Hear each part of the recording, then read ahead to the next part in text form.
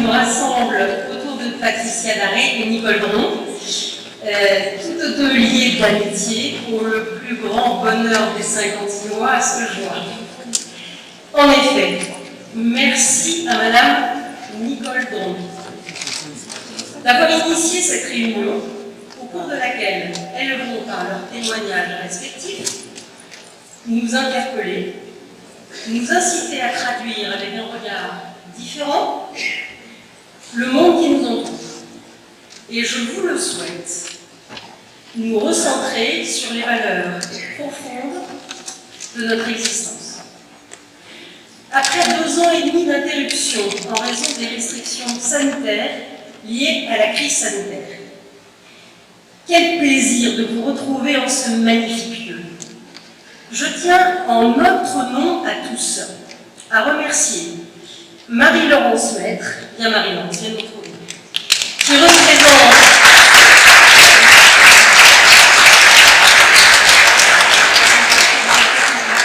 qui représente notre cher Frédéric Macaret, maire de Saint-Quentin, de nous accueillir dans ce merveilleux bâtiment au cœur de la ville, dans lequel l'équipe Cognier est désormais celle de la FNAC de Saint-Quentin, qui cultive avec votre soutien une dynamique d'échange et de rencontres dont cette soirée est le fruit.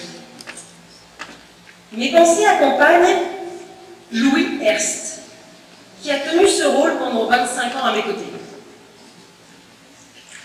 Je suis heureuse de vous présenter, je suis en train de le chercher, je ne sais pas où il est. Damien, s'il vous plaît.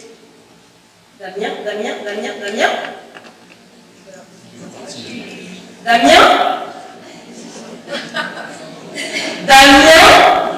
Avec un petit peu de médiumnité, on va peut-être y arriver. S'il vous plaît, ça y est.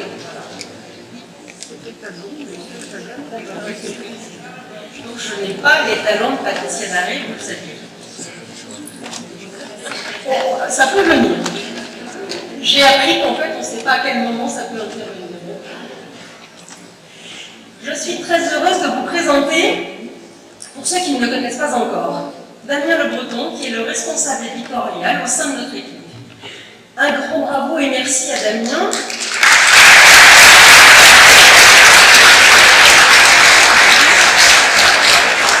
C'est grâce à lui que Patricia et Nicole sont là ce soir. Donc c'est un brio et vraiment merci pour cette rencontre, Damien. J'informe d'ailleurs et j'invite les passionnés de lecture et littérature à venir retrouver Damien.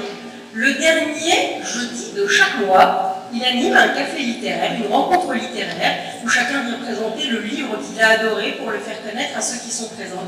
C'est un moment de convivialité et de plaisir qui est vraiment chaleureux et qui est de qualité. Le déroulé de la soirée. La soirée est prévue pour une durée d'environ 2 heures. On va être obligé de cadrer le temps pour 2 raisons. La première, c'est que nos invités sont très bavards. Elles sont nos limites, donc elles nous demandaient de les interpeller et on respectera et qu'on vous laissera une demi-heure de temps d'échange. Donc je remercie à l'avance tous ceux qui voudront intervenir de le faire avec le respect du temps qu'on va essayer d'octroyer à tous. Donc la rencontre sera construite autour d'un jeu de questions-réponses entre Patricia et Nicole. Et Patricia réagira, relatera son expérience en fonction des thèmes qui seront abordés suite à cet échange. Je vais laisser Marie-Laurence dire un petit mot à tous et évidemment je vous souhaite une excellente soirée à tous.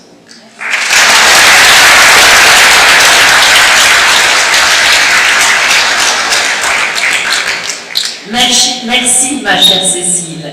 Je me demandais, en écoutant tes propos introductifs, depuis combien de temps n'avons pas eu la chance, le plaisir de vous voir aussi nombreux dans cette salle.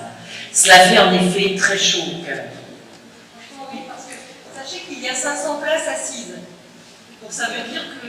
Il y a des personnes debout. Je suis désolée pour ceux qui sont debout. Je suis désolée. Rançon du succès. En tous les cas, je crois que le dynamisme de l'équipe FNAC Cognier n'est plus à démontrer. C'est une fierté pour le Saint-Quentinois que de vous avoir à nos côtés. Et en tant que l'un d'adjointe à la culture de cette ville, je suis particulièrement heureuse de travailler à vos côtés, à tes côtés, ma chère Cécile, et aux côtés de toute ton équipe pour monter les projets auxquels nous rêvons bien souvent. Madame Daret, Madame Dron, c'est un plaisir de vous accueillir également à Saint-Quentin. Entre fascination et peur, peut-être également, crainte de ce que pourrait cacher ou révéler vos propos, eh bien, je crois que nous avons bien besoin d'avoir un peu de sérénité et surtout de la partager en ces temps si difficiles. Et c'est ce qui me permet de dire que, là encore, c'est la faculté de la culture qui nous permet, qui nous rassemble d'abord ici ce soir et qui va nous permettre non seulement de nous évader, mais de nous projeter dans quelque chose de meilleur. J'y crois également et je suis très heureuse de vous accueillir aux côtés de Cécile Jaffari et toute son équipe. Et je vous demanderai tout simplement, mesdames et messieurs, de les applaudir.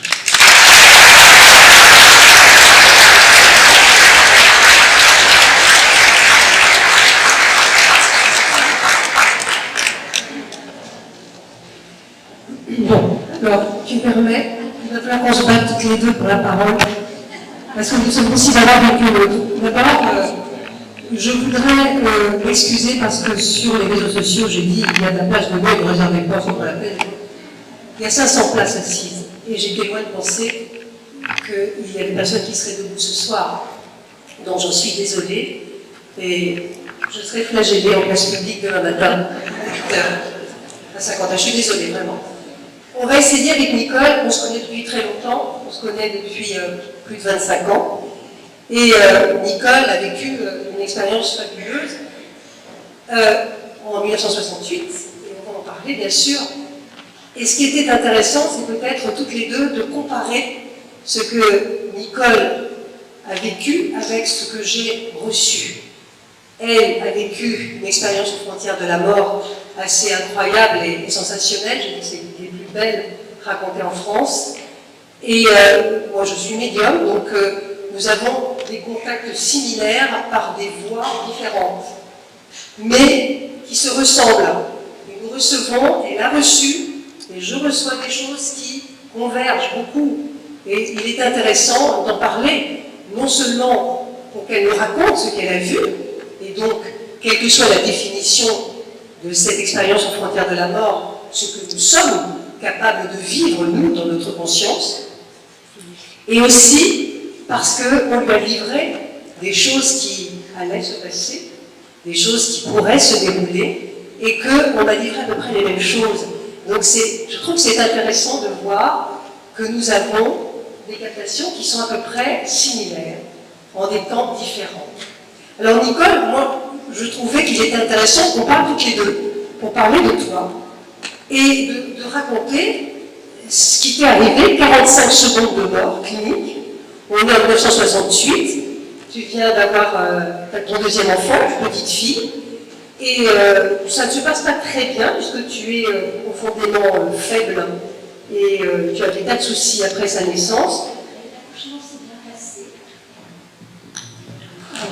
Vous m'entendez bien? Oui. Et tout au fond, vous m'entendez bien? Oui, merci. Oui, l'accouchement s'est bien passé, mais il était resté du placenta, le docteur ne l'a pas vu tout de suite. Et donc, 3 semaines après cet accouchement-là, j'ai fait une grave hémorragie. J'ai eu beaucoup de chance. Mon mari avait demandé 3 semaines de congé quand je suis rentrée de la maternité à chez moi pour m'aider. Et la veille du jour où il devait retravailler, j'ai fait une grosse hémorragie. Je me suis retrouvée à l'hôpital, l'ancien hôpital de Saint-Quentin, avec un drap entre les jambes. Malgré ça, on me suivait à la trace. Et quand on s'est occupé de moi, j'avais 5 de tension. Donc, on m'a mis toute la nuit en transfusion. Et on est venu me chercher le lendemain pour un curetage. Et pendant ce curetage, une seconde hémorragie s'est déclarée. Et on a dû me faire une hystérectomie d'urgence, c'est-à-dire l'ablation de l'utérus. Et c'est pendant cette intervention que j'ai vécu cette expérience. Donc, tu entends le compte à rebours de l'anesthésiste qui t'endort. Oui. 5, 4, 3, 2, 1, tu entends les secondes. Et hop, tu te retrouves au plafond. Oui, je ne sais pas si je me suis retrouvée tout de suite au plafond. J'avais peur qu'il m'opère. Il était déjà avec son bistouri, tu vois. Donc je lui ai demandé, docteur, surtout s'il devait m'opérer, attendez que je sois bien endormie. Il m'a dit, oui, mon petit compté. J'ai compté jusqu'au 7, après je ne me rappelle plus. Et après mes souvenirs débutent alors que j'étais au plafond. Alors évidemment, ce n'est pas mon corps physique qui était au plafond. Mais je dirais que tout ce qui était moi, mon essence, mon être profond, se trouvait au plafond avec des facultés que je n'ai pas dans le corps physique, puisque je voyais de tous les côtés à la fois, j'avais une vision panoramique de 360 degrés, et surtout, tu vois, Patricia, j'ai trouvé quelque chose d'incroyable, le fait de me sentir vivre au-delà de mon corps. Pour la première fois de ma vie, je prenais conscience que j'étais l'habitant de mon corps. Je n'étais pas mon corps, j'étais l'habitant de mon corps. Alors je me suis regardée, j'étais tendue sur la table d'opération, j'avais des tuyaux dans le nez, dans la bouche, j'étais cadavérique. Je me suis dit, qu'est-ce que t'es moche, ma fille. Alors que quand on a 26 ans, on a tout le monde la jeunesse pour soi. Mais ça n'avait déjà plus d'importance parce que ce corps-là, c'était pas moi. J'ai entendu le chirurgien qui disait vite un flacon de sang. Donc c'était l'ancien hôpital de Saint-Quentin. Il y avait donc une banque du sang à l'hôpital. Je voyais les infirmières qui se relayaient avec des flacons. Et à un certain moment, le médecin a dit, elle me pète entre les mains. Ce qui a pu m'être confirmé par la suite. Et c'est là que tu vas pendant 45 secondes, ton cœur va arrêter de battre. Oui. Tu es donc officiellement morte pendant ces 45 secondes, et c'est là que commence la plus extraordinaire aventure. Souvent, quand des gens décèdent, on me dit on me dit, mais que pense par exemple ma fille, mon père, quand il est dans l'au-delà, est-ce qu'il pense à moi, pourquoi il ne vient pas me parler ou me faire des signes? Il est très difficile d'expliquer que souvent, revenir faire un signe quand on est dans l'autre dimension, c'est compliqué parce que, d'abord, on n'a pas toujours la possibilité de le faire, et secondo, Nicole, c'est intéressant parce que tu l'as vécu. Est-ce qu'on a envie de revenir tout de suite vivre? Je ne pense pas, mais avant de faire ce voyage-là, au moment où j'étais encore bien sur la terre, oui. J'ai pensé à mon mari et à mon beau-père qui m'avait dit, avant qu'on m'emmène de la chambre où j'étais à la salle d'opération, mon mari m'avait dit, t'en fais pas, tout va bien se passer, on t'attend dans la salle d'attente. Donc je pense à eux, et en pensant à eux, je me trouve directement dans la salle d'attente de l'ancien hôpital, où je n'avais jamais mis les pieds, puisque je n'avais jamais eu l'occasion d'y aller. Je ne savais même pas le chemin qu'il fallait emprunter pour y aller. Mais je pense à eux, je m'y trouve, et je prends conscience de traverser les murs. Et là, dans cette salle d'attente, je me rends compte qu'il n'y avait ni banc, ni chaise. Alors je me suis dit, c'est peut-être un jour de grand nettoyage. Mon mari plus tard me l'a confirmé. Et je voyais mon mari et mon beau-père qui faisaient les 100 pas. Et là, j'ai éprouvé comme une sorte de désespérance. Parce que moi, je me rendais compte qu'ils ne me voyaient pas. Là, je sais bien que vous me regardez tout le monde. Voilà, je ne suis pas transparente.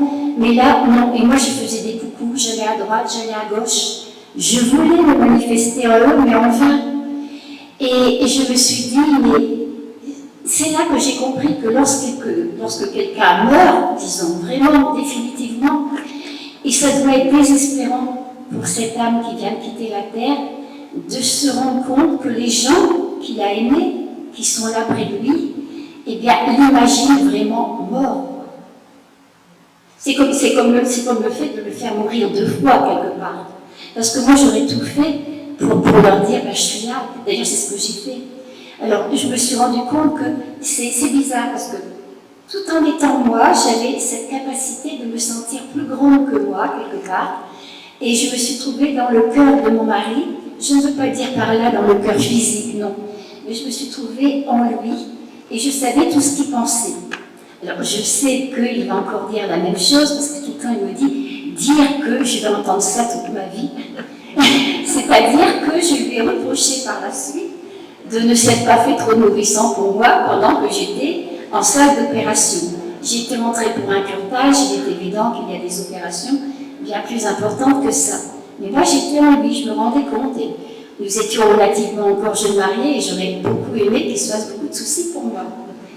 Et puis en même temps, ça n'avait pas beaucoup d'importance, mais enfin, en même temps je savais qui il était, non pas en tant que personnalité, mais la valeur de l'individu, la valeur de l'essence qu'il était.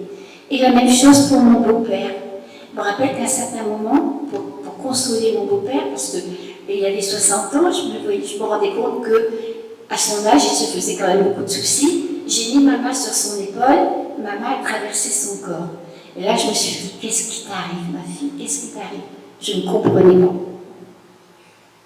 Et là, tu te rends compte très vite que tu vis quelque chose alors que tu n'es pas morte, évidemment, que tu es bien vivant. Quand on est mort, on peut se mettre à la place de quelqu'un qui décède, qui se sent vivant, parce que la première chose que disent les défunts quand ils viennent communiquer avec les médiums, c'est « dites-leur que je suis vivant, dites-leur que je suis vivant, qu'ils ne me pensent pas mort ». Est-ce que tu vas vivre? C'est exactement la même chose. Tu ne te sens jamais mort, tu ne te sens pas inexistant, tu es plus que vivant, puisque tu es en possession de l'essence. Voilà. Après, je ne sais pas comment ça s'est passé, je me suis trouvée dans je dirais un abîme de ténèbres, de silence. Je dirais un néant qui ne ressemble à rien. Par exemple, si on s'enferme dans une chambre à coucher, qu'on ferme bien les volets, et qu'il n'y a même pas un ray de lumière qui passe, alors évidemment c'est noir, mais là c'était les néants à l'échelle, on dirait maintenant cosmique, universelle. Et je me sentais seule au monde, là, seule au monde. Et là, quelque part, ça a duré peut-être une fraction de seconde, là je me suis dit, mon Dieu, je suis morte là. Et en même temps, je me sentais plus vivante que jamais. 1000 fois plus intelligente que je ne peux l'être en ce moment. Mais malgré tout, je me suis dit, alors tout ce que j'avais appris au catéchisme quand j'étais jeune m'est revenu à la tête qu'on vivait jusqu'à la fin des temps, jusqu'à la résurrection finale. Oui, mais qu'est-ce que c'était la fin des temps? 1000 ans, 10 000 ans, 1 million d'années, 1 milliard d'années. Et là, franchement, je ne me voyais pas vivre dans ces ténèbres comme ça pendant 1 milliard d'années. Et au loin, j'ai vu une pointe d'aiguille de lumière, simplement une toute petite lumière. Alors, si vous pouvez imaginer vraiment cette obscurité, c'est ce néant total, cette obscurité totale, ces ténèbres totales. Et si vous pouvez vous imaginer une petite étoile de lumière, ben vous n'êtes plus seul au monde. C'est fini, voilà. C'est tout l'espoir qui est ruiné. Et à partir de ce moment-là, j'ai été aspirée à toute vitesse vers cette lumière. J'ai senti des grondements, j'ai vu des lumières encore assez violentes. Tout s'est apaisé. Je voyais comme des présences un peu diaphanes qui m'accompagnaient, même si j'allais très très vite. La lumière que j'ai vue après tout l'horizon, je suis rentrée dans la lumière, c'est le plus beau moment de ma vie. Alors, ce qui est intéressant, Nicole, avant de revenir à ce que tu as dit, parce que là, tu as commencé l'aventure extraordinaire, c'est que cette obscurité que tu décris, elle a été décrite par Walter Hofer. Oui. En fait, j'en parle dans le dernier bouquin, cet homme qui a communiqué avec moi, qui était donc un ancien SS mort en 1982, qui me raconte son après-vie et qui me dit « Je suis et j'ai été dans cette obscurité si dense où il n'y avait pas un ray de lumière. » Sauf que lui, il va y rester longtemps. Toi, tu n'y restes pas parce que tu n'as pas du tout la même destinée que lui et la même conscience que lui. Mais lui m'explique que ce n'est pas l'obscurité telle qu'on l'a définie, c'est comme une obscurité palpable, presque palpable, où ce n'est pas un manque de lumière, mais plutôt il a signé ça au néant. C'est un néant. Il dit c'est même pas noir, c'est même pas obscur, c'est le néant. Il n'y a rien et on a l'impression qu'il n'y a pas un souffle de vie au alentour. Oui. On est les seuls êtres vivants dans cette immensité. Donc ça m'a rappelé, quand j'ai relu ton livre, ça m'a rappelé effectivement ce qu'il m'avait raconté. Sauf que lui, là, est resté ce qui va correspondre pour nous pendant 30 ans de notre temps à nous, parce que le temps n'existait pas. Toi, dans ces 45 secondes, tu as traversé, on ne pourrait même pas le calculer en secondes, il n'y a pas de temps possible.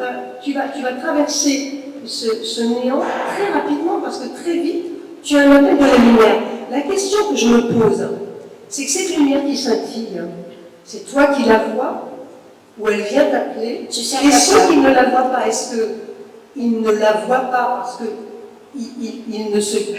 ne sont pas prêts à la voir, ou est-ce qu'elle ne vient pas les appeler? C'est la grande question. Peut-être qu'ils ont été rappelés trop vivement dans leur corps. Je connais un monsieur qui s'appelle Jean-Marie, je ne sais plus, Dubois, lui, il juge qu'il a fait une NDE négative. Tout simplement parce qu'il s'est trouvé dans ce grand néant où il avait le sentiment de ne plus exister, comme si tous les lettres, toutes les parties de lui-même se détachaient de lui-même. Ça a été horrible pour lui, parce qu'il est venu dans son corps sans avoir eu la chance de voir la lumière.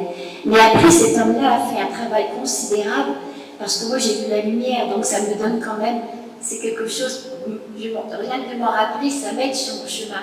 Mais lui, ce manque de lumière qu'il n'a pas eu, eh bien, ça l'a incité à la retrouver en lui-même. Et plus tard, après je reviendrai sur mon expérience, mais ce qui est important de dire, c'est que plus tard, en lisant des livres qui s'inspirent de spiritualité, il est dit que sur le chemin qui mène à son âme, un jour ou l'autre, on fait cette expérience-là, sans mourir pour autant, parce que ça correspond à la mort de l'ego. C'est intéressant. C'est intéressant ça. La mort de l'ego. Ça correspond dans l'obscurité jusqu'à ce que l'ego disparaisse. Voilà. Comment tu définirais l'ego dans ce contexte-là? L'ego, finalement, je crois que c'est le maître spirituel d'Arnaud Desjardins qui lui a dit être. Eh bien, c'est quand on n'est plus attiré par la voix. Voilà, l'ego pour moi, c'est toutes les dépendances à l'existence matérielle. Évidemment qu'il faut travailler, il faut vivre, on est content dans leurs vacances, etc. Mais quand on place tout son bonheur, rien que dans les choses matérielles, on passe à côté de l'existence. Et l'ego, c'est ce qui, en nous, est dépendant des désirs, des passions.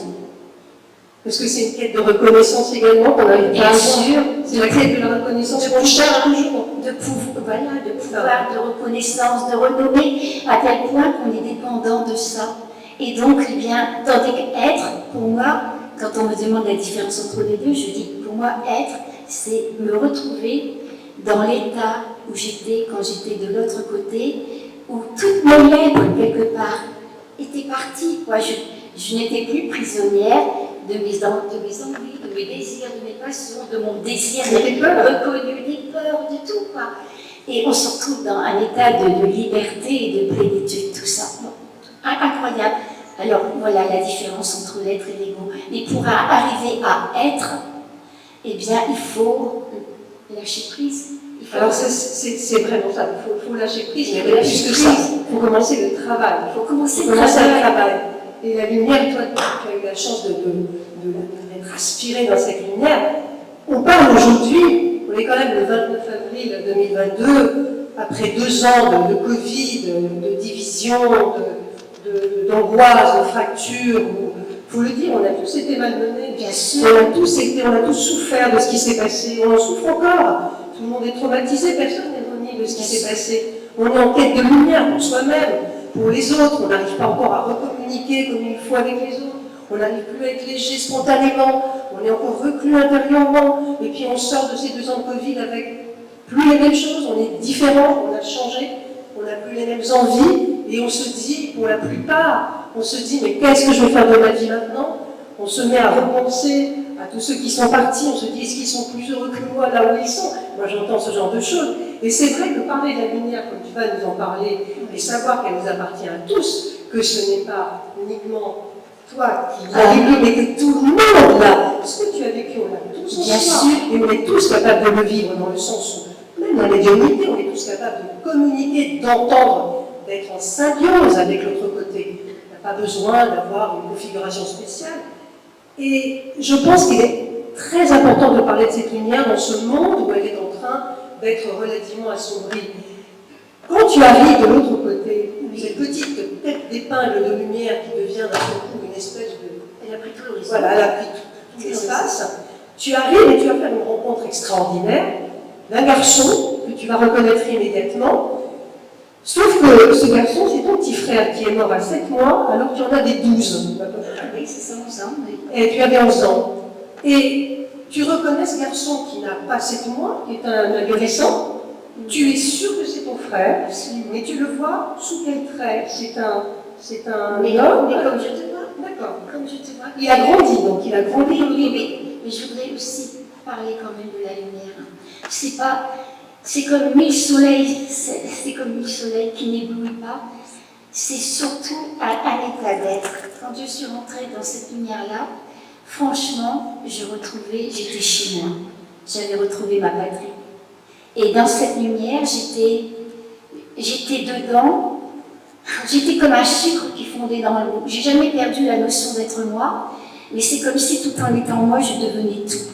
Et cette notion d'unité, avec tout ce qui est, c'est très important. Ça explique aussi qu'on n'est pas obligé de mourir pour vivre une telle expérience. C'est une expérience spirituelle que tu vis, que beaucoup de personnes vivent par la prière, la méditation, ou simplement parce que c'est le moment. Mais c'est quelque chose cette unité-là, si on veut, elle fait comprendre toutes les facettes de la conscience, dont la médiumnité. Tout ce qu'on est capable d'être et de faire, tout ce qu'on est, voilà, toute la complexité de ce qu'on est. Oui. Tu en as conscience au moment où tu pénètres dans cette lumière qui est vivante. On peut parler de lumière vivante. C'est une lumière vivante. Vivante. Je n'ai pas peur de dire que l'essence de l'univers, c'est l'amour. C'est une lumière vivante et c'est l'amour. Mais ici, sur la terre, quand on aime, je vais dire par exemple à mon mari, mes enfants, allez, je te donne mon cœur, symboliquement parlant, allez, je mets mon cœur là-dedans, je te le donne, je vais tendre la main pour en avoir autant. Oui, bien sûr. C'est déjà beau. Tandis que là, on rentre dans un fleuve, on rentre dans l'amour. Un amour qui ne demande rien, parce que le propre de l'amour, c'est d'aimer. Et on se sent restauré, comblé, aimé, et on sait qu'on est ça. Et en même temps, on est tout. On est soi et on est tout. Et je vous assure qu'on est bien plus, chacun d'entre nous, on est bien plus que ce petit corps dans lequel on s'est tellement identifié à notre corps, à nos pensées, à nos sentiments, qu'on croit qu'on est ça. Mais au-delà de ça, il y a des dimensions de nous qu'on ne connaît pas, et on est infiniment plus grand. Et si on pouvait se relier à ces dimensions-là, quelquefois j'ai envie de dire, mais à des jeunes enfants, ne pense pas au péché mortel, etc. C'est déjà bon, pense à ce qu'il y a de plus beau en toi. Accroche-toi à ton étoile, parce que si tu t'accroches à ton étoile, tu peux traverser toutes les étoiles de la vie beaucoup plus facilement. Ça, c'est vrai que c'est un sacré discours. C'est difficile de le vivre. C'est difficile de le vivre et de le faire vivre. Toi comme moi, depuis plusieurs années, on raconte les choses, des moments exaltants qu'on a vécus, tout ce qu'on a pu toucher d'extraordinaire, par des communications pour moi, par cette expérience pour toi. Il est difficile de le partager et de demander à celui qui est en face de le partager, parce qu'il reste quand même dans sa Les mots condition. sont impuissants. Et puis les mots sont tellement faibles. Les mots ne définissent jamais la réalité. Nous sommes très loin de la réalité. Le verbe est insuffisant. Donc, on ne peut que raconter approximativement avec la pauvreté du verbe, mais qui est quand même essentiel, ce qui s'est passé. Ce qui est intéressant, c'est que, en fait, que ce soit quelqu'un qui va vivre cette expérience de mort imminente ou un médium, on est confronté aux mêmes choses. Oui, on est confronté aux mêmes choses de manière très différente.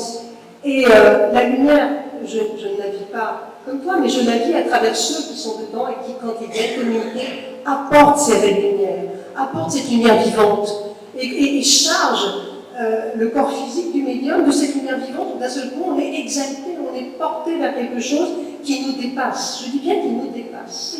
Et qui crée cette compréhension de qui on est. On ne se pose plus la question de savoir pourquoi on communique quand on reçoit cette lumière. On se dit, mais c'est naturel, c'est normal, je fais partie de cette lumière, je fais partie de l'autre qui est en face. Et on se rend compte qu'on est tous interdépendants. Même ici, dans cette salle, en fait, on est tous interdépendants. On est tous dépendants les uns des autres. On est comme une grande chaîne, et chacun est derrière cette chaîne. Et pour en venir à cette lumière, qu'il est difficile donc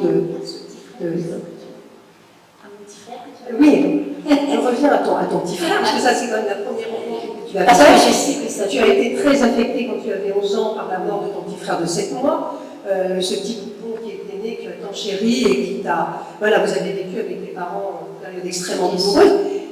Et tu rencontres ce garçon qui a à peu près 17 ans, dis-tu. Oui, c'était un adolescent de lumière.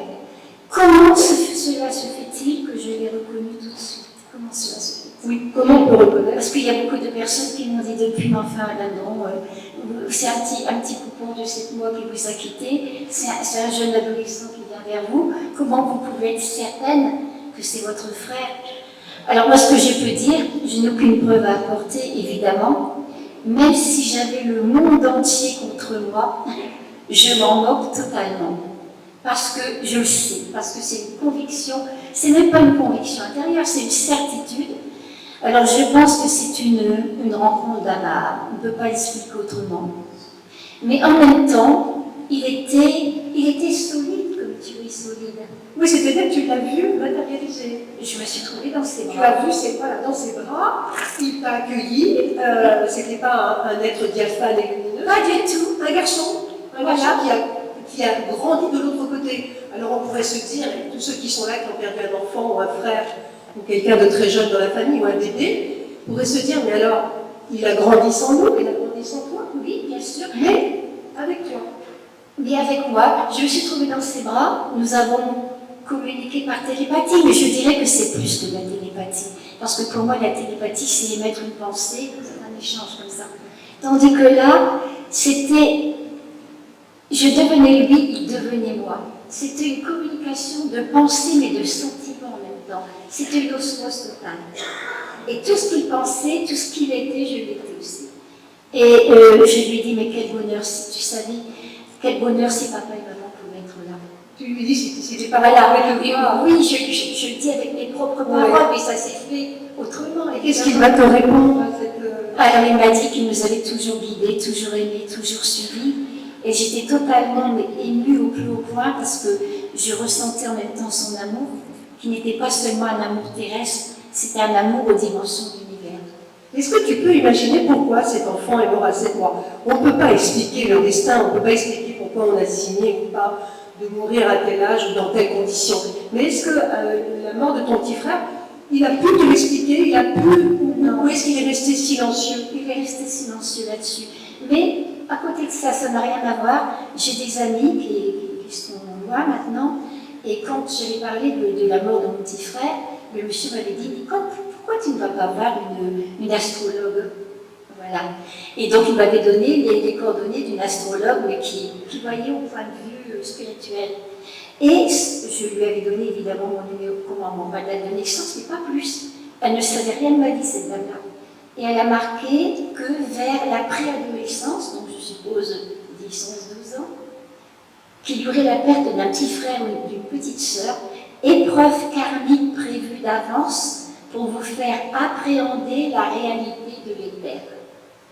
Donc, ce qui revient à dire, ce qu'on nous dit très souvent également, c'est que la mort de nos proches est là pour nous aider à évoluer. C'est-à-dire qu'elle est prévue afin que nous puissions, que ceux qui restent, puissent avancer. Je ne dis pas qu'elle est faite pour ça, mais au moins, elle doit servir à ça. Elle doit servir à ça. Ça m'a fait tout drôle, quand j'ai vu ça d'ailleurs après. Alors c'est vrai que je me suis retrouvée dans les bras de mon frère, c'est vrai qu'il m'a dit qu'il nous avait tout le temps aimés, qu'il nous suivait tout le temps. Et ça, c'était quelque chose d'extraordinaire. Par contre, en étant très franche avec toi, Patricia, je ne comprends pas toujours. De l'autre côté, j'ai eu le bonheur de voir mon frère. J'ai eu le bonheur d'être dans ses bras. Je sais qu'il est plus vivant que jamais, plus vivant que n'importe qui d'entre nous ici. Et quand je pense à lui, j'ai toujours cette boule de chagrin qui est là. Parce qu'on ne se remet vraiment jamais. C'est de la vraiment, mort. voilà, Nous sommes sur terre. Nous sommes sur terre et nous sommes soumis au chagrin, aux pleurs, à la tristesse. alors que je sais qu'il est vivant. Oui, parce que nous sommes liés à des nostalgies et à des tristesses, et je pense que c'est totalement humain ici, sur cette dimension, d'être triste. On ne peut pas être Mais joyeux. j'ai vu aussi le frère de mon mari. Mon mari, à 14 ans, a perdu son frère aîné de 25 ans suite à une noyade. C'était terrible, on avait mes beaux-parents. Hein. Je n'ai connu Jacques plus tard, quand j'ai fréquenté mon mari, que sur photo. Il m'attendait de l'autre côté. Tu l'as vu de l'autre côté, Ah, il était là aussi. Il était là aussi. Donc tu n'avais jamais vu de Jamais. Et je me suis rendu compte qu'il m'aimait beaucoup. Et je me suis dit, parce que quand je parlais avec mon beau-père, je taquinais mon beau-père en lui disant, vous savez, vous ne pouvez pas renier votre fils, ni Jacques, parce que c'est la même tête que vous, même avec la petite fossette et tout ça. Et là-bas, voilà, je l'ai reconnu tout de suite. Donc, Oui. ils étaient sereins, Oui. ils ne te connaissaient pas, mais ils te connaissaient très bien. Très bien, beaucoup mieux que moi. Et donc, ça veut dire que de l'autre côté, ils nous suivent. Ils vivent avec nous, ils sont en nous. Et oui, et j'ai rencontré aussi 4 personnes que je n'ai jamais vues sur la terre et que je retrouvais de l'autre côté. Et que je ne connaissais pas sur la terre. Et que je retrouvais de l'autre côté. Et ces personnes-là me connaissaient entièrement. Elles lisaient en moi comme d'un livre ouvert.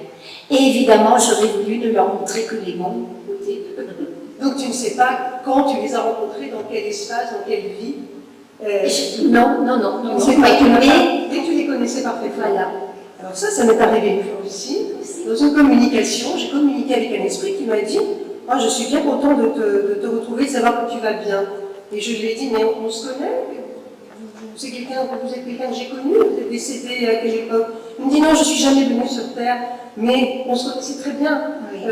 Avant que tu viennes dans cette vie, on se connaissait très bien et je suis ravie de voir que tu vas bien. » Donc, voilà, ça laisse, évidemment, ça ouvre d'autres horizons. Alors, il faut être attentif à ne pas aller trop rapidement pour en tirer des conclusions. Mais il est vrai que de l'autre côté, il y a non seulement ceux que nous connaissons et qui nous attendent, mais il y a ceux que nous ne connaissons pas et qui sont heureux également de nous retrouver, ce qui fait quand même beaucoup de gens, parce qu'il y a beaucoup de bonheur. Tu as senti de la joie et du bonheur de l'autre côté? Mais oui. Beaucoup de joie et de bonheur. Oh mais oui, mais bien sûr, ça n'a rien à voir maintenant. C'est en même temps la joie et le bonheur des personnes qui sont libérées. Par exemple, quand on va voir qu'on a un problème psychologique, etc., admettons qu'on se fasse soigner, qu'on aille voir un psychothérapeute, etc., et il va nous aider. Il va nous aider à vivre bien avec nos problèmes, à conforter l'ego, à ce que ça soit plus sain. Mais là, c'est quelque chose qui va au-delà de l'ego, c'est la libération totale. La libération, y compris de cet égo dont tu parles. Voilà. On parle souvent, même dans le livre, l'égo, c'est quelque chose, c'est un poison. Hein. C'est un poison dont il faut se débarrasser. On est tout le temps en plein dedans parce que nous, on vit que pour l'ego, quel qu'il soit, petit ou grand, on est obligé de passer par l'ego, la matière, la reconnaissance, les réseaux sociaux. C'est très compliqué, on est quand même prisonnier de toutes ces choses-là. Il faut dire qu'il faut s'en défaire. Il faut vraiment essayer de se désengluer de tout ça. Et pour être heureux. surtout pour ce qui nous est demandé maintenant sur la Terre. Oui, alors on va en parler. On va parler Sur de ce tout que tu as ça. fait, sur ce qui va se faire et ce qui correspond un petit peu à ce que j'ai reçu aussi. Oui. Tu as, après ton frère et après ces retrouvailles, donc je ne sais pas comment ça se passait, est-ce que c'était comme des flashs, les gens venaient par terre ou ça suffisait? Je me trouvais dans un très très beau jardin. Voilà, qui pouvait ressembler à un jardin magnifique sur la terre.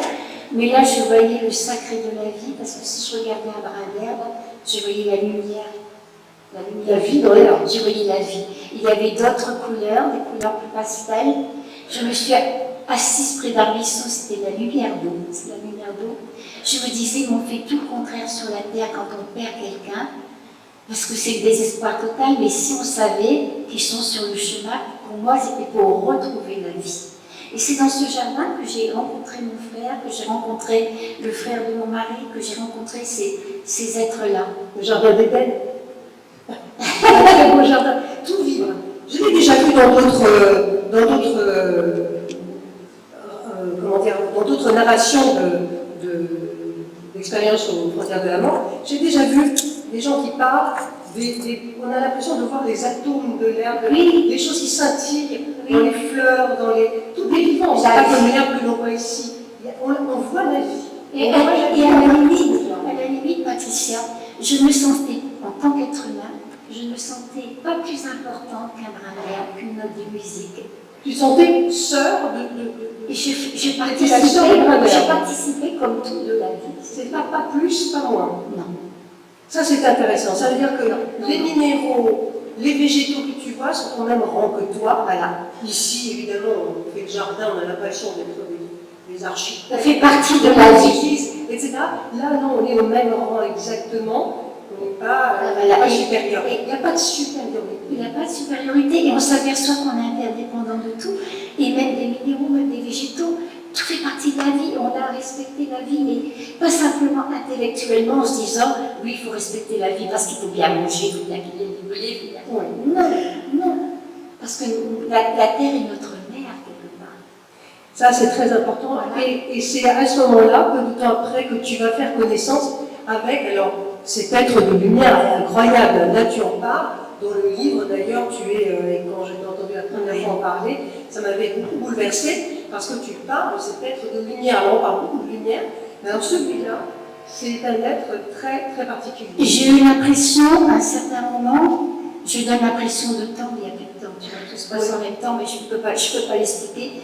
J'ai eu l'impression j'ai eu l'impression que l'univers tout entier se mettait à ma portée sous la forme, je dirais, d'un être que notre cœur connaît. Il ne s'est pas présenté, il n'a pas dit je suis tel personnage, mais on connaît. C'était connu. C'est comme s'il faisait partie de nous.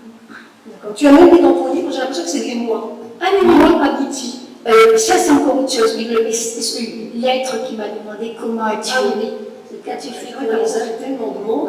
Je mélange 45 secondes et alors pratiquement une existence entière pendant les 45 secondes. Là, tu commences à rentrer dans ce monde avec ces êtres qui ne sont pas, il ne s'agit pas ni de ton frère, ni des gens qui ont vécu, que tu n'ont pas des défunts en tout cas. Non, ce sont des guides plus transcendants. Cet être-là, c'est comme si c'était l'être de mon être, je ne peux pas dire autre chose. Mais tu te reconnais dedans. Ah oui, bien sûr. Et cet être-là, quand il me regardait, il savait tout de moi. Il m'a simplement posé une question. Comment as-tu aimé, qu'as-tu fait pour les autres? Je t'assure que c'est une question toute simple, Patricia. Je dis tout le temps, il ne faut pas être sorti de l'école sincère pour la comprendre. Mais comment as-tu aimé, qu'as-tu fait pour les autres? Voilà. C'est la question. C'est la question. Et je sais que toute ma vie ne suffira pas à approfondir cette question-là, parce que comment as-tu aimé? Mais ça inclut en même temps, comment toi tu t'es aimé? Comment tu t'aimes? Comment as-tu fait? Maintenant, avec le recul, à ce moment-là, je n'arrivais pas à trouver les mots pour en parler. Mais maintenant, je dirais, comment as-tu fait grandir la vie en toi et dans tout ce qui est autour de toi? Comment as-tu fait? As-tu libéré la vie? Comment as-tu participé à l'élaboration de la vie autour de toi? Voilà, de la vie positivement. Et c'est très profond parce que pour arriver à cette plénitude de vie-là, il faut apprendre à se connaître soi-même et à éliminer tout cet ego. C'est vraiment intéressant. Et là, tu vas, toi, voir. Est-ce que tu vois un film qui défile avec des épisodes de ta vie? J'ai vu ma vie à l'envers, non pas de ma naissance à mes 26 ans d'époque, mais de mes 26 ans à la naissance. Je voyais ma vie tout voilà. Alors, toutes les pensées, toutes les émotions qui étaient à l'origine de tous les actes que j'avais faits. Et ce qui est quand même troublant, c'est que quand j'avais fait quelque chose de bien, je me trouvais dans le cœur des personnes à qui j'avais fait du bien. Et j'étais la personne qui recevait ce que j'avais fait. J'étais moi et j'étais l'autre en même temps. Il n'y avait pas de séparation. De l'autre côté, on est soi et tout en même temps. Ça veut dire que ce que tu fais, tu le reçois, tu le vis en même temps. Mais c'est tout ça. C'est bien que tu fais, tu le vis en même temps. C'est une sacrée leçon. sacrée leçon. Oui. Et quand j'ai été désagréable, et bien sûr que ça m'est arrivé, je ne suis pas une sainte, eh bien je me serais mis d'un trou de souris parce que je souffrais de la souffrance que j'avais appliquée aux autres. Là, c'est intéressant parce que tu cites Oui. des faits qui, pour moi, ne sont pas très très graves. Moi aussi, c'est des bêtises que tu as faites. Alors, moi, je mérite de l'enfer, franchement, parce que j'ai l'impression que c'est très très gentil. Tu te mets à la place de ta maman quand tu lui réponds mal un jour et tu n'avais pas saisi, on te fait comprendre ce qu'a ressenti ta maman et la blessure qu'elle a reçue. Et tu reçois cette blessure et tu prends conscience que tu as fait du mal. Oui. Et tu vis des épisodes comme ça. Ah oui. Je prends conscience. Oui, un jour, je ne sais pas, j'avais 10, 11, 12 ans, je ne sais pas, je me suis disputée un petit peu avec maman. Si on me demande pourquoi, j'ai même oublié, parce que c'était pas grave. Oui, c'est ça. Hein, et puis donc, j'ai dit à ma mère, qu'est-ce que je lui ai tourné à ma mère? J'ai dit, oui, j'ai mieux ma tante Gilberte que toi, parce qu'elle, au moins, elle me comprend. C'est pas bien méchant. Pour moi, c'était pas bien méchant. Non. C'était même un petit coup bas. C'est tout. Oui, mais ça, tu le ressens comme étant. Mais j'étais dans le cœur de maman. Et là, tu te mets à la place de ceux qui ont été blessés. C'est même pas que je me mets à la place, je suis elle. Ah, c'est ça qui est difficile à comprendre. Et souvent, ça Je revient. suis elle. Voilà, et donc en étant elle, je ressens que ça lui a fait mal. Et jusqu'à la fin de sa vie, hein, maman m'a dit, bon, elle a compris quand même, elle m'en voulait pas, mais elle a compris, elle m'a dit, tu te rappelles quand tu m'as dit ça? Parce que ça lui avait fait du Elle lui a mal. fait du mal. Voilà. Ça veut dire aussi qu'on n'est pas toujours conscient du mal que l'on fait. Mais pas du tout, non. Pas toujours. Quelquefois, on est conscient du mal que l'on fait. Mais pas du tout. Mais on n'est pas conscient de la blessure qu'on inflige à l'autre. Et cette blessure, quand tu passes de l'autre côté, ben, on ne te juge pas, hein, c'est pas un jugement. Non. On te met juste là et tu vas revivre étant toi, tu deviens l'autre pour comprendre ce que tu as fait. De l'autre côté, c'était pas un jugement tel qu'on le pense. Non, c'est pas un jugement. C'était plutôt une évaluation de ce qu'on est par rapport à ce qu'on devrait être si tout le temps on vit dans l'amour et dans la sagesse, quoi, tout simplement. On se rend compte des mesquineries qui sont les nôtres, etc., par rapport à cet immense amour. Et là, en prenant conscience, c'est comme un immense fossé qui nous sépare de ce qu'on est, de ce qu'on devrait être. Et c'est là qu'après, eh bien, en prenant conscience de ça, on choisit de basculer. Voilà. Alors ça me fait penser évidemment à ce défunt qui un jour raconte, défunt, je dis bien, lui il est décédé, et on lui pose la même question, parce que le défunt raconte qu'on lui a posé cette question. Qu'as-tu fait pour les autres et comment as-tu aimé? Parce qu'apparemment c'est une question qui revient sans cesse quand on est de l'autre côté. Et lui, il se rend compte qu'il n'a pas fait grand-chose pour les autres. Et il se dit, j'ai fait aucune vie, j'ai pas été très sympa avec les voisins, j'ai pas été super sympa avec ma famille, j'ai pas fait de choses très sympas. Et là, on lui envoie une image de lui en train de sauver une araignée. Voilà. Et oui. Et on lui dit, mais si, regarde. Et il se voit en train, au lieu d'écraser l'araignée, de la prendre et de la sauver, de la mettre sur la fenêtre afin qu'elle soit sauvée. Et on lui dit que ça compte. Ce sont des petites choses comme ça, des choses envers les minéraux, les végétaux, les animaux. Tout ce qu'on va faire, le moindre geste, le moindre petit geste qui nous paraît complètement futile, va être très important. Il touche la vie. Et quelle que soit cette vie, à partir du moment où on sauve une vie, quelle qu'elle soit, ben ça compte. Moi, je me rappelle qu'en sortant de l'école, j'étais jeune, j'avais 14-15 ans à l'époque, et pour aller manger chez ma grand-mère, donc j'empruntais une route. Il y avait une dame qui était tout le temps à son carreau. C'était une dame qui était infirme, invalide. Elle avait peut-être, je ne sais pas, une sclérose en ou quelque chose comme ça. Et son bonheur, c'était d'être derrière le carreau. Et quand je passais, je lui faisais un signe, un sourire. Et j'étais dans le cœur de cette dame-là, et je sais qu'elle m'attendait tous les jours pour avoir ce sourire-là. Et ça, tu l'as vu de l'autre côté. Je l'ai vu. Tu avais fait du bien à cette dame en voyant. Voilà, un sourire. Donc le sourire aussi, Oui.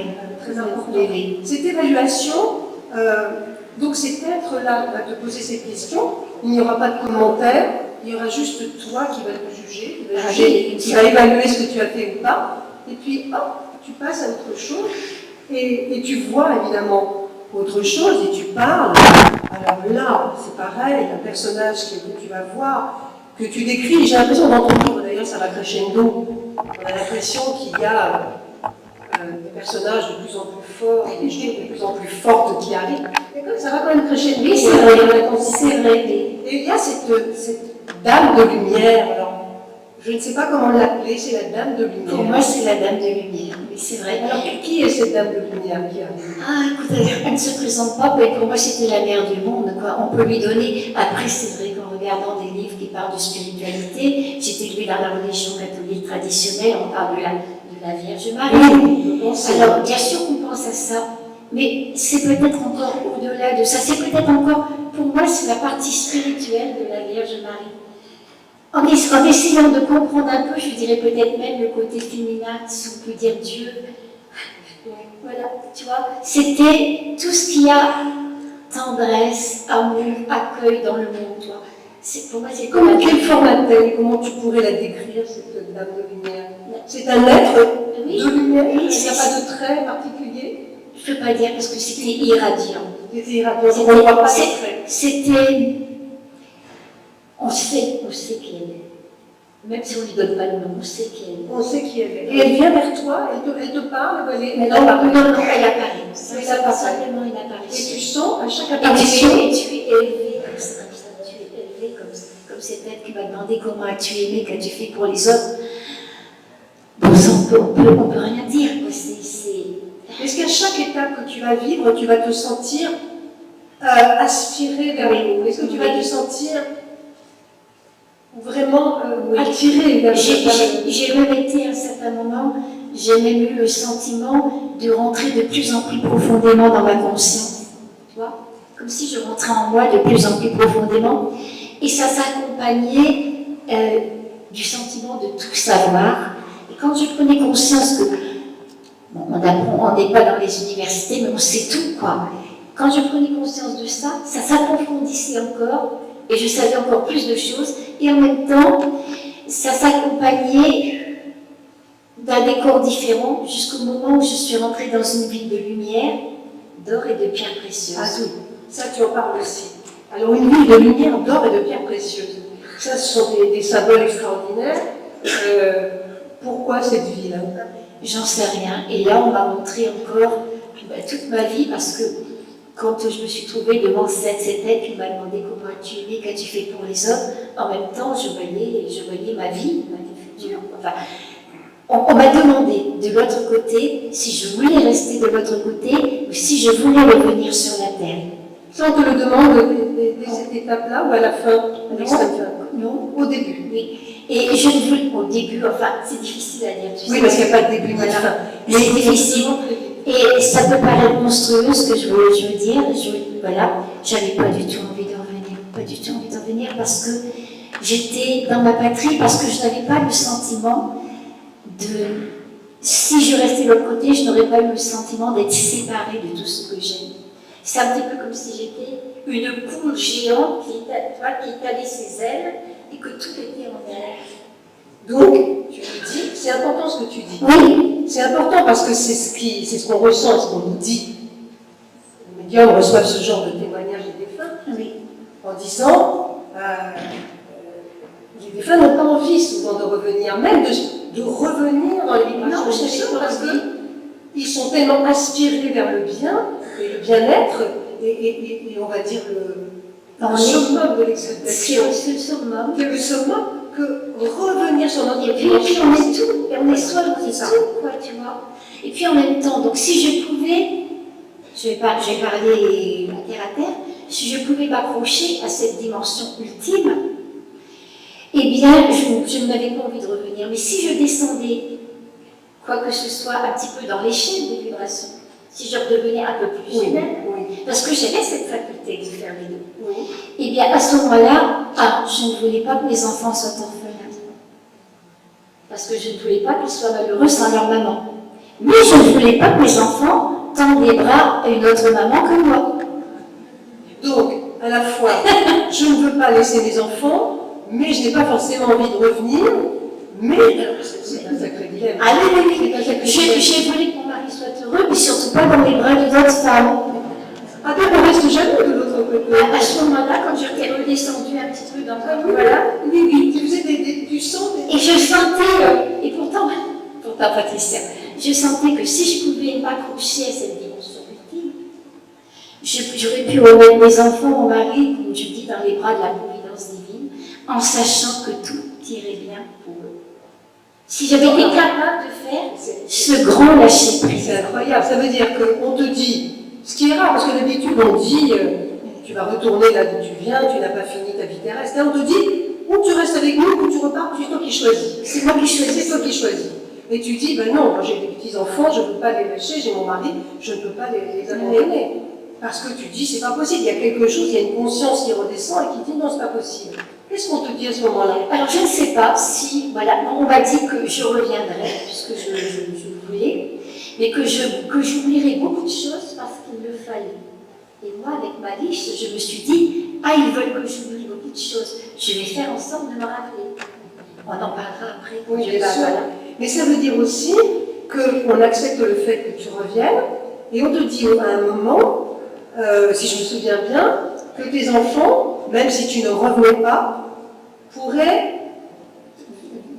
pourrais être dans leur cœur, c'est-à-dire que tu pourrais te fondre c'est important, tu vois, j'ai oublié ça. Oui, non, mais ça m'arrive beaucoup. Et on m'a dit que si j'avais choisi de rester de l'autre côté, j'aurais toujours pu être dans le cœur de mes enfants. Et je me souviens, il y a des années, tu vois, c'était dans les années 1990, donc j'étais en Belgique, et il y a un monsieur qui m'a fait une très belle lettre, je lui ai demandé d'ailleurs l'autorisation d'en parler. Il me disait, Madame Dron, quand vous avez dit que vous auriez toujours pu rester dans le cœur de vos enfants, moi j'étais au fond de la salle et je pleurais. Je pleurais parce que j'ai perdu récemment mon épouse, j'ai encore une petite fille de 11 ans en charge, et quand la maman était là, la petite fille, elle s'accroche à sa maman parce qu'elle est souvent à l'hôpital, tu vois. Et donc, puis un jour, malheureusement, même la nuit, elle réveillait sa maman pour faire des gros câlins et tout, quoi. Et puis un jour, la maman est partie, et un mois après, le papa lui a dit, mais enfin, Aline, je ne te comprends pas. Maman n'est pas là, n'est plus là, tu ne pleures pas, mais tu ne t'ennuies pas de maman. Et la petite de dire, non, je ne m'ennuie pas de maman parce que je suis remplie de maman.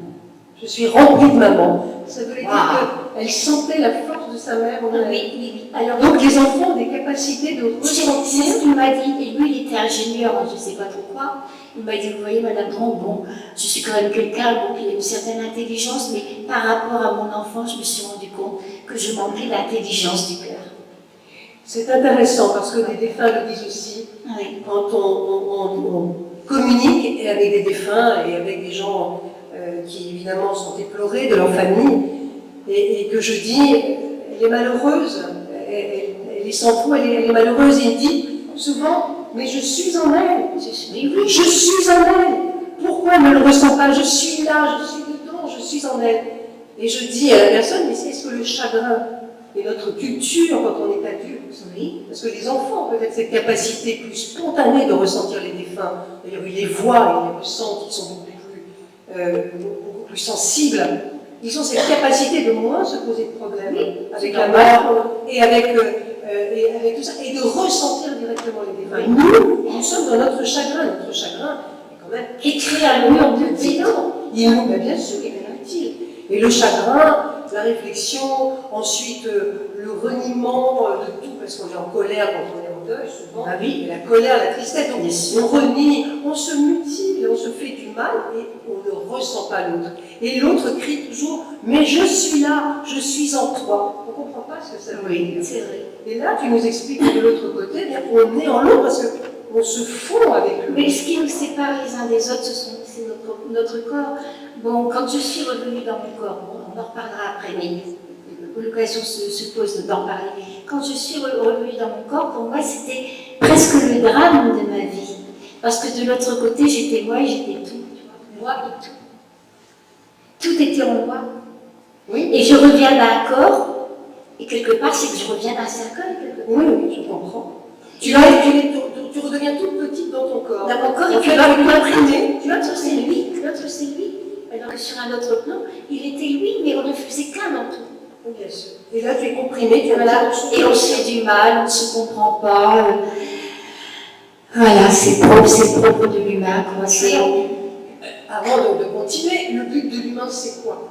C'est ce qu'il dit, c'est on te met dans ce corps, ce leurre est un leurre, Oui. que l'on va évidemment chérir, et plus que jamais aujourd'hui, avec les réseaux sociaux, plus l'apparence que la chirurgie. On est en train de tomber dans une espèce de piège terrible. En fait, on est dans ce leurre qui nous écarte de l'être. Voilà, de l'être, et l'essence même de ce que nous devons faire.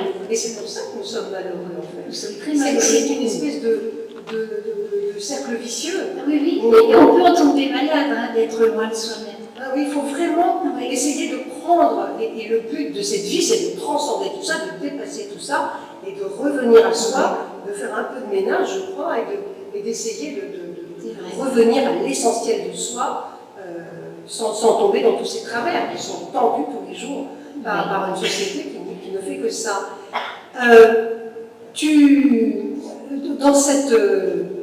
Dans cette aventure, tu vas évidemment avoir aussi tu vas voir des choses qui vont se passer. Tu vois ta vie passer, mais tu vas aussi, on te montre des choses. Oui, et avant de me montrer des choses, enfin je dis avant, mais bon, ça n'a pas d'importance, on me montrait aussi le futur de ma vie, on me montrait que mes beaux-parents et ma grand-mère, qui avait 3 ans de différence, je voyais, donc c'était en 1968 que j'ai vécu cette expérience, mais on me montrait que quand ils partiraient, ce serait dans un laps de temps très rapproché, dont 2 à 3 semaines d'intervalle.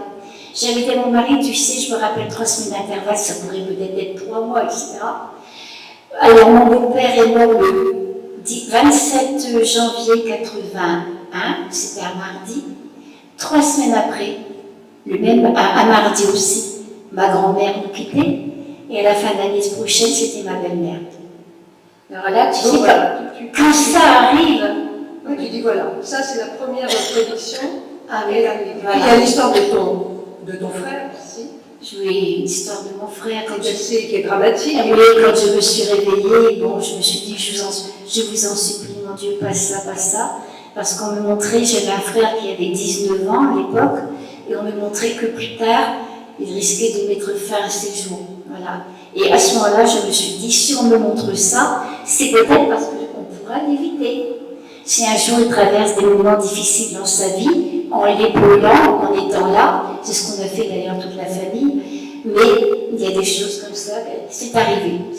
Donc on te montre ton frère, on te dit qu'il risque de mettre fin à ses jours. Je voyais mettre fin à ses jours. Voilà, c'est-à-dire qu'on te montre qu'il va mettre fin à ses jours. Alors, il faut dire que c'est quelque chose qui est très interrogeant. Parce que, effectivement, ça correspond aussi à des communications de défunts qui disent, quand ils se sont suicidés, je dis, mais pourquoi avez-vous rompu votre chemin? Et on me dit, c'était prévu. Oui. Et on dit, mais comment on ne peut pas prévoir de mettre fin à ces jours? Même ici, dans mon cas, c'était prévu. Ce n'est pas prévu dans tous les cas. Et c'est ça qu'il faut comprendre. C'est extrêmement complexe. Et toi, on te montre ton frère, on te dit, il va mettre fin à ses jours. Tu vas rester très proche de lui pendant des années, évidemment, et tu vas être plus proche que jamais. Et oui, et c'est même très difficile parce qu'il y a des gens qui me disent, si vous savez, Madame Bron, qu'est-ce que j'aimerais être à votre place? Qu'est-ce que j'aimerais avoir vécu une NDE, quoi? Je dis, oui, d'accord, mais il faut la porter. C'est quelque chose d'exigeant, même sans le décès de personnes qu'on connaît beaucoup. Mais quand c'est en plus, il y a ça, quand il y avait des réunions de famille, où je voyais les parents heureux d'avoir leurs enfants autour d'eux, etc. Et moi, je regardais mon frère et je me disais, pourvu que ça n'arrive pas. Et tu ne peux rien dire. Mais tu ne peux rien dire. Parce qu'il faut dire aussi qu'après ton aventure, on te dit de ne pas la révéler pendant 17 ans, puisqu'à l'époque, on ne parle pas de la NDE, et que personne ne pourrait comprendre, et ça pourrait même te porter préjudice. Et on te dit, attends 17 ans pour parler de tout ça. Hein, c'est ce qu'on dit, 17 ans. Alors, 17 ans après, Raymond Moody va commencer à parler de la NDE, on va découvrir, et le phénomène va être traité aux États-Unis, et là, tu te rends compte que 17 ans sont passés, et qu'il y a une écoute qui commence à se faire. Ça aurait été considéré comme un traumatisme consécutif à un choc. Bien sûr, on a dit, elle dit. Et tu sais, je me rappelle que j'avais été parler dans le sud de la France, et puis à chaque fois, je demande dans l'assemblée s'il y a des gens qui ont vécu cette expérience. Puis il y a une dame qui avait levé son doigt en disant, Madame Bron, j'ai vécu cette expérience et je suis venue voir si vous disiez la vérité. C'est son droit, Absolument. Bon. Alors je dis, qu'est-ce que vous en pensez? Elle me dit, oui, ça ne trompe pas de la manière dont vous en parlez, mais surtout, j'en ai la preuve. Alors je lui dis, mais quelle preuve? Elle me dit, moi, je vous avais vécu cette expérience en 1968. On vous a demandé d'attendre 17 ans, donc 1985. Moi, j'ai vécu cette expérience en 1984. Et on lui avait demandé d'attendre 11 ans. Non, en 1974, on lui avait demandé d'attendre 11 ans. Oui, voilà. Donc 1985 aussi. Oui, donc on a prévu de l'autre côté que c'était à Alors on se date-là. demandait tous ces deux pourquoi. Bah, pourquoi? Parce qu'on se rend compte d'une chose quand on te lit et dans ce qu'on me dit, c'est que tout est prévu, je le dis toujours. Et les gens me disent, oh c'est agaçant, tout est prévu, ça veut dire qu'on n'a pas de libre arbitre. Mais ce n'est pas une question de libre arbitre, c'est que notre libre arbitre est prévu dans un contexte donné.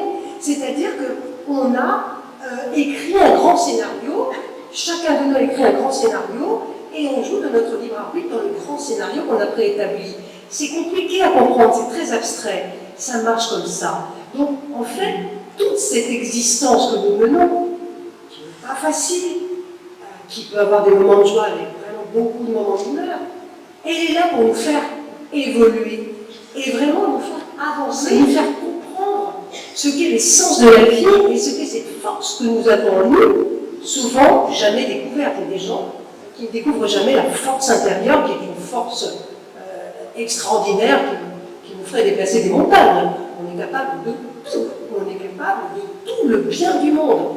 On ne le sait pas, ou on ne le cherche pas, et on s'arrête évidemment à des petites choses qui fait qu'on ne va jamais jusqu'au bout. Puis le libre arbitre aussi, ça va loin parce que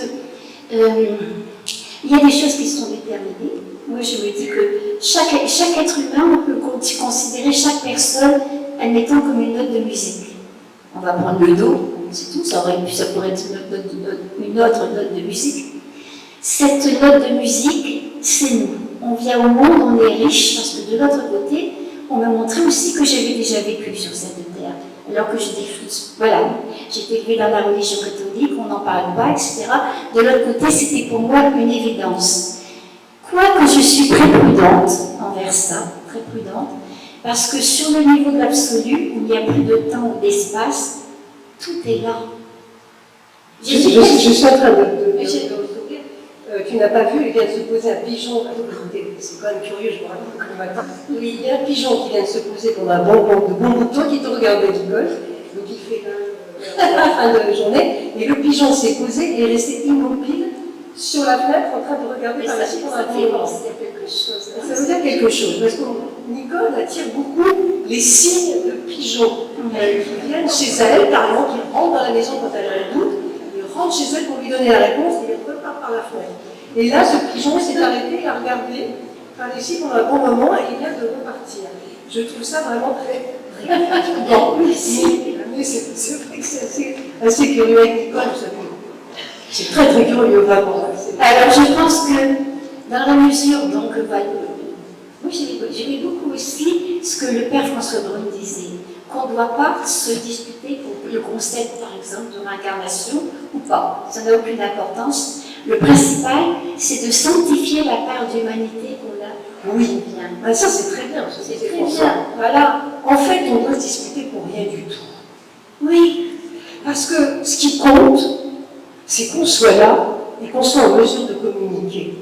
Et qu'on soit en mesure de fournir le meilleur de soi. Je veux dire, c'est vrai ce que disait François Brûlé. Donc, on est d'accord, on n'est pas d'accord. Certains sont bouddhistes, d'autres catholiques, d'autres sont, allez, on va parler des choses qui fâchent, pour les vaccins, contre les vaccins. On arrête de se disputer. De toute façon, on est tous prisonniers, et on est tous dans la même galère, donc autant s'aimer, et autant discuter, et autant communiquer ensemble, et autant... ce que je disais, c'était vraiment de fournir sa part d'humanité et le meilleur de soi. Parce qu'au point de vue l'absolu, eh bien, il n'y a que la grande vie. Sur ça, je me suis rendu compte, il n'y a même pas de réincarnation. Mais quand on rentre dans le temps,